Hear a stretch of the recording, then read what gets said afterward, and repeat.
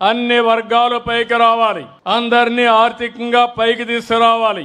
Schedule కులాలున్నాయి, వాళ్లకు ఇబ్బందులున్నాయి, వాళ్లకు న్యాయం చేస్తాం. అదే మరి షెడ్యూల్ తెగలున్నారు, వీళ్ళు అడవుల్లో ఉంటారు, ఇంకా అనాగరికంగా చాలా బాధపడుతున్నారు, వాళ్ళ కోసం పనిచేస్తాం. మైనారిటీ సోదరమణులున్నారు, మైనారిటీలు కూడా ఆర్థికంగా వెనుకబడ్డారు. ముస్లింస్ లో చాలా మంది పేదవాళ్లు ఉన్నారు, వాళ్ళను కూడా గుర్తించి వారి అభివృద్ధి కోసం కూడా పనిచేస్తున్నాం. అదే సమయంలో వెనుకబడిన వర్గాలను చూస్తే ఈ రోజు మీరు కుల వృత్తులు పోయినాయి, చేతి వృత్తులు దెబ్బతింటున్నాయి.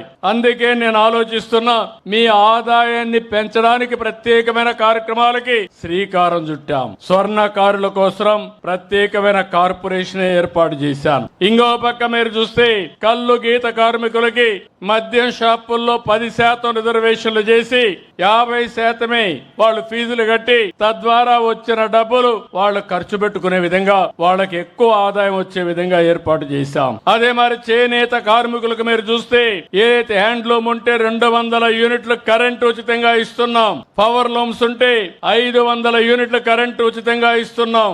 ఇంకో పక్కన ఎవరైతే చేనేత బట్టలు నేస్తే జీఎస్టీ కూడా రాయితీ చేశాం. ఇవన్నిటికి కూడా 896 కోట్ల రూపాయలు సబ్సిడీకి కేటాయించాం.